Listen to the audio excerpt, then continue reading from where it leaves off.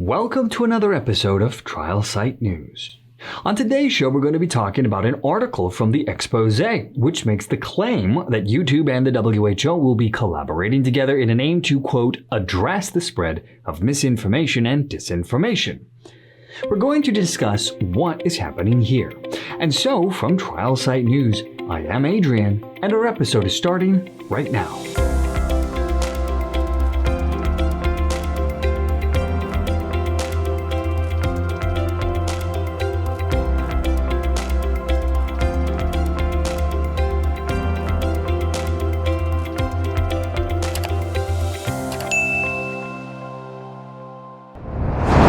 So, in an article titled World Health Organization to Control Health Content on YouTube and Censor Everything Disputing Official Narrative so it can manipulate public opinion, the online news site is crying foul for what they believe will be steps to censor and silence dissenting opinions.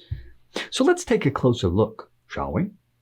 The World Health Organization on their own website in a page titled Combating Misinformation Online talks about this very subject and says the following about this. They said that the World Health Organization and partners recognize that misinformation online has the potential to travel further, faster, and sometimes deeper than the truth on some social media platforms. Falsehoods are 70% more likely to get shared than accurate news. To counter this, WHO has taken a number of actions with tech companies to remain one step ahead. Now, in this same article, they talk about changing social media policy and guidelines. They said that the WHO works with social media policy departments to ensure company policy and guidelines for content providers are fit for purpose. For example, the WHO worked with YouTube to enhance their COVID-19 misinformation policy and provide guidelines for content providers to ensure no medical misinformation related to the virus proliferates on their platform. Policy updates such as this have led to the removal of 850,000 YouTube videos related to COVID-19 misinformation from February 2020 to January of 2021. Now, the World Health Organization literally has a page on their website that is designed to help their readers to go after channels or videos that they deem as misinformation by connecting you with each social network platform directly. They make it easy and efficient to get content removed online. Among the networks listed is YouTube, Facebook, Twitter, Instagram, TikTok, WhatsApp, and more. Now, while one could argue that this could have been created with the best intentions possible, there have, though, been more than a few questionable results of online medical censorship over these past 2 years. While the World Health Organization, the FDA, CDC, and world governments have aligned with each other to create a unified messaging, cracks in the foundation have been growing over the past 2 years, with an ever larger group of frustrated public demanding the free flow of information be returned to them. Critics say that having a small group like the WHO play such a large role in dictating what information is allowed online, even with the best intentions, is opening the door for massive fraud and disinformation by a select few. We even have recent examples of this in modern politics, with stories getting buried because they were deemed as misinformation at the time. And of course, we also saw this in the COVID saga, with early rare cases of myocarditis popping up post-vaccination, which initially were deleted and hidden from online platforms, only to later find out that the WHO, the FDA, and the CDC, and the vaccine makers themselves quietly admit that these were indeed side effects possible from the vaccine, although rare. Which then brings us to one of the greater problems of online censorship. Even if it is meant for the greater good, people aren't stupid, and given time, they're going to sense that they're being lied to, or at least that their information is being curated by larger groups. And eventually you're going to see larger and larger groups that will settle upon conspiracy theories to explain why it is that information is being suppressed, which then, surprise, surprise, allows for ever greater amounts of misinformation to circulate amongst individuals.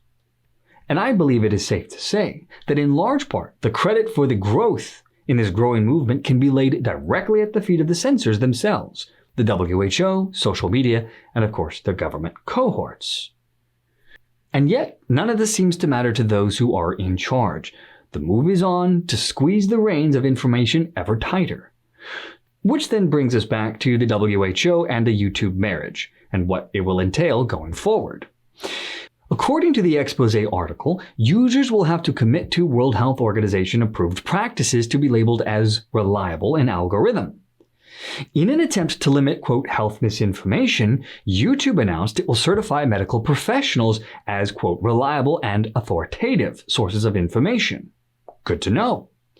Last week, in a blog posted on the platform's website, its global head of YouTube Health, Dr. Garth Graham, said, quote, YouTube Health has been working on additional ways to help doctors, nurses, mental health professionals, and healthcare information providers to bring high-quality health information into the spaces that people visit throughout their days, like their favorite video sharing app.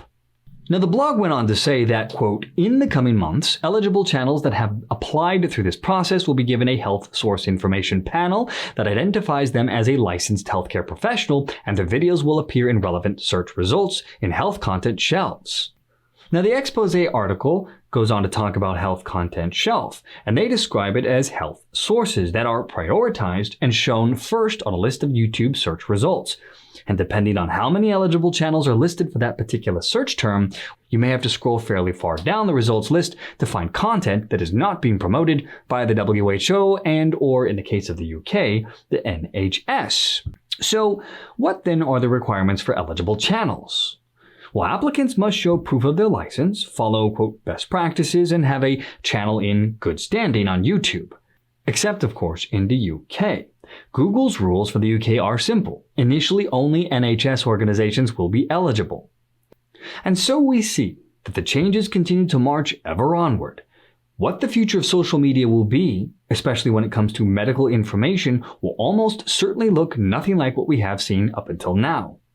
And of course, as new information on this subject comes up, we will keep you posted on this as it continues to develop.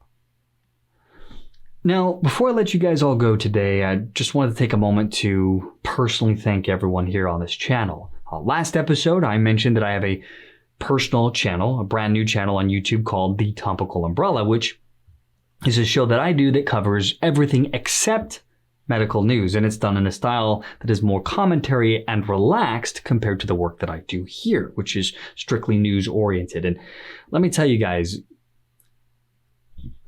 I'm blown away. Hundreds of you guys came over to check out my new channel and left me loads of comments. Honestly, it was an amazing feeling and really humbling. I mean, it's not every day that you get to sit back and realize that, hey, your work is appreciated in this way. So I just wanted to take a moment to thank you guys from the bottom of my heart. You guys are amazing, and honestly, I can't thank you enough. So for lack of some other way to express this, thank you. You guys are amazing. Now, I'm sure that because I'm bringing this up, people are going to ask, well, where can we find your channel? Because it is new, it may not show up on the search algorithm. So if you hadn't seen it, and if you want to see it, if that's something that you're interested in, I will provide a link in the description so you can check it out if you'd like. Now, that all being said, if you are looking for medical news, then there is only one place that I can really recommend, and that is, of course, right here at Trial Site News on YouTube, and of course at trialsitenews.com. And that, my friends, will bring our episode to a close once more. From Trial Site News, I am Adrian, and I will see you all